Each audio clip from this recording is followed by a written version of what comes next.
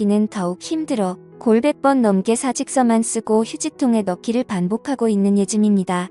저혈압이었던 제가 일이 고혈압이 된 원인은 회사 상사 때문입니다. 여기서 직급을 차마 까갈릴 수가 없어 이렇게 상사라는 표현으로 대체하는 것을 너그러이 이해해 주시기 바랍니다. 상사가 짜증나는 이유는 대략 이렇습니다. 고깃집에 가면 아랫사람에게 고기는 시켜주지 않고 후식으로 나오는 냉면만 시킵니다. 물냉면이든 비빔냉면이든 그건 개인의 자유입니다. 가격만 6,000원을 넘기지 않으면 됩니다. 상사에겐 그게 가장 중요합니다.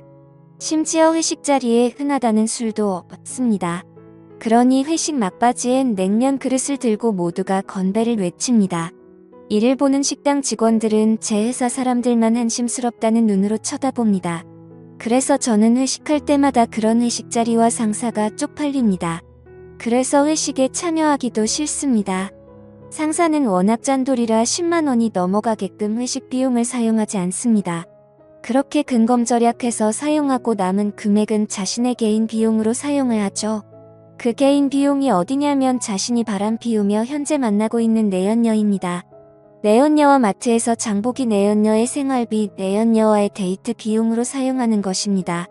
또 늦은 새벽 문자를 보내 그날 있었던 일에 대한 트집을 잡습니다. 정작 어떠한 문제가 발생한 그 당시엔 많은 직원이 보는 그 앞이라 그런지 괜찮다며 다정하게 웃었던 양반이 아무도 없을 땐 헐크처럼 돌변합니다. 그러던 어느 날 상사에게서 전화가 걸려왔습니다. 그나마 제가 회사에 근무하는 직원 중 가장 고분고분하고 대답도 잘한다며 저를 자신의 집에 초대한 것입니다. 토요일 날 저녁이나 함께 하자면서요. 저는 그 자리에 나가기 싫었으나 상사가 오라는데 어떻게 합니까? 애써 웃는 얼굴로 알겠다며 튀어갔죠. 제 동료들은 이런 저를 보며 박쥐 같은 놈이라 험담했으나 어쩔 수 없었습니다. 식구들은 저만 바라보고 있고 경기는 어려워 다른 곳에 취직할 수가 없으니 더러워도 참고 견뎌야죠. 저도 다른 곳에 취직했다면 상사 얼굴에 물을 끼얹으며 야 그렇게 살지 마라 라고 욕을 바가지로 퍼부었을 겁니다. 그러나 현실은 그게 아니니 노예처럼 고분고분해야지 어쩌겠습니까? 그게 직장인의 현실입니다. 상사가 살고 있다는 집에 가니 정말 화려하고 좋더군요. 상사의 사모님께서도 저를 밝게 웃는 얼굴로 환영해 주셨습니다. 오늘 처음 보는데 그 미모가 장난이 아니더군요. 감탄사가 절로 나왔습니다. 상사와 상사의 사모님은 잡채와 불고기 갖가지 반찬이 잔뜩 깔린 넓은 대리석 식탁으로 저를 안내하며 맘껏 먹으라고 했습니다. 저는 상사에게 물었지요. 오늘이 무슨 날이냐고 말입니다. 그러자 상사가 대답하려는 것을 상사 사모님이 중간에 가로막으며 이렇게 말하는 겁니다. 자기 남편이 회사에서 가장 신뢰하는 사람을 이번 주말 집으로 초대해 함께 식사라도 하자고 했던 겁니다. 오늘이 상사님 생일이었거든요. 저는 이렇게 내조를 잘해주는 사모님이 있어 상사가 내심 부러웠습니다. 그런데 상사와 상사 사모님이 둘러앉아 식사하는데 상사님의 스마트폰이 자꾸 울리는 겁니다. 상사는 식은땀만 흘리고 있었죠. 순간 저는 직감했습니다. 상사가 만나고 있는 내연녀의 전화구나라고요. 상사는 한두 번 울리고 말 것이라던 자신의 스마트폰이 계속 울리자 연락을 받지 않았습니다. 받기가 난처했겠지요. 그런데 사모님이 이를 수상하게 여겨 전화를 걸어보라고 하자 상사는 매우 난감해하더군요. 저는 그 틈을 이용해 잽싸게 사모님께 말했습니다. 지금 전화하신 분은 본부장님이시고 아마도 며칠 전 있었던 타 업체와의 계약 문제로 부장님을 찾는 것이라고 말했습니다. 미워도 제 상사이니 편을 들어줘야지 어쩌겠습니까? 사모님은 제 말을 신뢰하며 자신의 남편을 회사로 보냈습니다. 상사가 이곳을 급히 나서며 사모님 모르게 제게 윙크하네요. 처음으로 상사에게 칭찬이란 걸 받았습니다. 사모님껜 죄스러웠지만요. 그렇게 상사가 떠나고 상사의 집엔 상사의 사모님과 저 이렇게 둘만 남아 있었습니다. 그렇게 우리는 여러 이야기를 나누며 식사를 마쳤고 저는 남의 집에 오래 머문다면 신뢰라고 생각했기에 그만 일어서려고 했습니다. 그러자 사모님이 제게 할 말이 있다면서 저를 다짜고짜 거실 소파에 앉히는 겁니다. 잠시 후 사모님이 다과상을 차려왔고 저는 사모님과 진지한 이야기를 나누었습니다. 사모님은 자신의 남편이 바람을 피우고 있다는 것을 이미 알고 계셨습니다. 둔한 상사만 이를 몰랐던 것이었죠. 사모님께서는 남편이 가장 신뢰가 많은 회사 아랫사람 중 한 명을 이곳으로 부른 이유는 남편의 바람 유무를 직접 물어보고 남편의 내연녀에게 전화가 오는 것을 알면서도 간을 본 이유도 이 때문이고요. 사모님의 머리가 비상하다는 것은 이때 알았습니다. 남편이 나쁜 놈이라는 것은 알고 있었으나 그런 사람이 신뢰하는 사람이라면 거짓말은 하지 않을 거라 확신해서랍니다. 그러니 저를 보며 이렇게 추궁했습니다. 지금 전부 다 알고 있습니다. 남편이 내연녀에게 전화가 오는 것을 지금 제 남편이 만나러 가는 사람은 회사 본부장이 아니고 그의 내연녀 맞죠? 라고 말입니다. 알고 있었지만 확실하게 알고 싶었나 봅니다. 저는 잠시 고민하다 사모님 얼굴을 보며 고개만 끄덕였습니다. 사모님은 제 손을 붙잡고선 거짓말하지 않고 솔직하게 얘기해줘서 고맙다고 하더군요. 그런데 사모님이 손을 붙잡는데 저도 모르게 갑자기 이상한 기분이 들더라고요. 예상 밖의 일이었습니다. 저는 잽싸게 사모님 손을 빼내고선 이러지 말라고 했습니다. 사모님은 의아스러운 표정으로 얼굴이 붉어진 채 어쩌지 못하는 저만 보더니 그때서야 이유를 알았는지 민망해하셨습니다. 그렇게 서먹했을 때 상사에게서 문자가 왔습니다. 지금 나왔지? 전화할 수 있나? 라고 말입니다. 이를 보던 사모님은 이미 밖에 나왔고 집안에 사모님 혼자 계실 거라며 저는 집으로 가는 중이라고 둘러대라고 하셨습니다. 저는 상사에게 전화를 걸어 사모님이 시키는 대로 했습니다.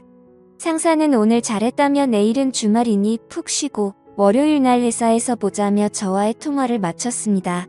그리고 사모님 폰으로 상사로부터 전화가 걸려왔습니다. 사모님에게 전화를 건 상사는 회사에 급한 일이 있어 오늘은 못 들어올 것 같다고 했죠. 사모님은 모든 것을 다 알면서도 아 그래? 라며 모른 척 수긍했습니다. 저와 사모님께 전화하며 둘러대기 바쁜 상사만 보니 참 부지런하다는 생각이 들었습니다. 회사에서는 그리 굼뜨고 게으른 양반이 말입니다. 저는 상사가 이해되질 않았습니다. 어떻게 이런 미모의 조강치처를 버리고 그저 그렇게 생긴 어린 여자랑 놀아날 수 있는지 말입니다. 저는 그래서 사모님만 빤히 쳐다봤습니다. 나이에 맞지 않게 어려 보이는 얼굴과 젊은 사람도 울고 갈 몸매는 어떻고 전체적으로 느껴지는 원숭미가 예술이었습니다. 상사와의 전화를 끝마친 사모님은 결국 제 앞에서 눈물만 터뜨리셨고 사모님은 제 앞에서 이런 추태를 보여 미안하다며 그만 가보라고 하셨습니다. 저는 차마 이곳에서 갈 길이 떨어지지 않았습니다. 남편이 어린 여자와 바람이 나서 혼자 이 넓은 집안에 있어야 하는데 어떻게 매정하게 나갈 수가 있었겠습니까? 저는 그런 사모님의 처지가 딱하게 여겨졌습니다. 게다가 사모님에겐 자식도 없었습니다. 상사와 사모님은 아이를 가질 수 없는 몸이었지요. 두 분 다 불임이었나 봅니다. 자세한 건 모르겠지만요. 사모님은 괜찮다며 어서 가보라는 말만 했습니다. 저는 그렇게 무거운 발걸음을 일으켜 현관으로 이동했습니다. 사모님이 뒤에서 저를 따라오며 훌쩍거리네요. 마음 같아서는 그 눈물을 닦아주고 싶지만 사모님이 제 안 사람은 아니잖아요. 남의 여자에게 그러면 오해받을 수 있겠죠. 저는 현관문을 열고선 잠시 뒤돌아 사모님께 오늘 저녁 잘 먹었습니다. 라고 정중하게 고개 숙인 뒤 그 집에서 나왔습니다. 그러자 현관문 너머에서 점점 커지는 사모님의 울음소리가 제 귀에 선명하게 들려왔습니다. 차마 발길이 떨어지지 않았습니다. 저는 한참을 머뭇거리며 서 있다가 현관문을 급히 두드렸습니다. 사모님, 잠시 문 좀 열어주시겠어요? 제가 가방을 두고 나온 것 같습니다. 주저앉아 오셨던 사모님은 힘겹게 일어서 현관문을 열었고 저는 그런 사모님을 한참 동안 쳐다보았습니다. 아주 한참 동안이요. 사모님이 손등으로 눈물만 훔치며 외아스러운 얼굴로 왜 그러냐? 묻는데 저는 그런 사모님에게 제 마음 가는 대로 행동하고야 말았죠. 제가 왜 그랬는지 저도 잘 모르겠습니다. 사모님은 황당해하더니 제 뺨을 때렸죠. 그런데 뺨을 때리는 강도가 세질 않아서 그때 알았습니다. 아, 이 여자도 나를 원하고 있구나. 또 뭔가를 갈망하는 사모님의 눈빛도 저에게 확실하게 느꼈습니다.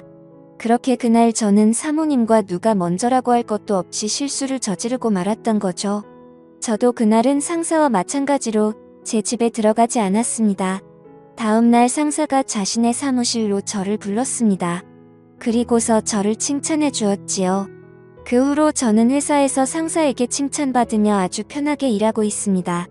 그리고 상사가 집을 비울 때마다 사모님과 연인이 된 것처럼 즐거운 시간을 함께 보내며 사랑을 키워나가고 있네요. 알고 있습니다. 이러면 안 된다는 사실을 말입니다. 그래서 친구들에게 이를 하소연했습니다.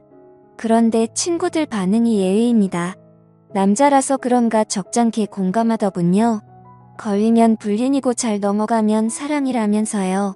저는 친구들 앞에서 마구 화를 쏟아내며 이런 나를 뜯어 말려야 하는 거 아니냐고 따졌습니다. 친구들은 저를 이상하게 쳐다보며 그게 뭐가 나쁘냐고 말하네요. 저는 어처구니 없는 얼굴로 친구들과 함께했던 그 술집에서 나오는데 때마침 사모님께서 급히 할 말이 있다며 전화를 하셨습니다. 저는 상사가 집에 있기에 사모님과 따로 밖에서 잠시 만났습니다. 사모님이 제게 이렇게 말하네요. 저의 아이를 가졌다고요. 저는 이 일로 고민하며 요즘 회사 일이 손에 잡히지 않았으나 상사는 자신의 아내가 늦은 나이에 임신해 너무나 기쁘다고 자랑했습니다. 그래서인지 몰라도 상사가 요즘 저를 비롯해서 회사 사람들에게 잘 대해줍니다. 회식할 때는 금액 상관 말고 고기든 술이든 얼마든지 시키라고 합니다. 아주 놀라운 발전이죠. 요즘 회사 내에서는 상사에 대한 평이 엄청납니다. 사람이 하루아침에 달라져도 엄청나게 좋은 쪽으로 달라졌다면서요. 그런데 저는 고민입니다. 이를 어떻게 할지요? 사모님은 이런 저를 보며 이 아이는 평생 자신과 자신 남편의 아이로 키울 생각이랍니다. 바람 피운 남편에게 아내였던 자신이 처음이자 마지막으로 주는 천벌이라고 생각합니다. 그러니 저와는 위험한 사랑을 여기서 끝내고 저보고 이제 그만 만나자고 하네요. 제가 주었던 것은 사랑이 아니라 동정이었다면서요. 그런데 저는 자꾸만 그런 사모님이 눈에 밟힙니다. 애초에 시작하지를 말걸 왜 제가 사모님께 마음을 주었을까요? 그리고 그 아이는 왜 이런 불길한 마음을 주었을까요? 그리고 그 아이는 왜 이런 불행에 휩싸여야만 하는지 이 모든 게 제 탓인 것만 같아서 마음이 안 좋네요. 제가 어떻게 하는 게 좋을지 현명한 조언 댓글로 부탁드립니다. 지금까지 제 사연을 들어주셔서 감사드립니다.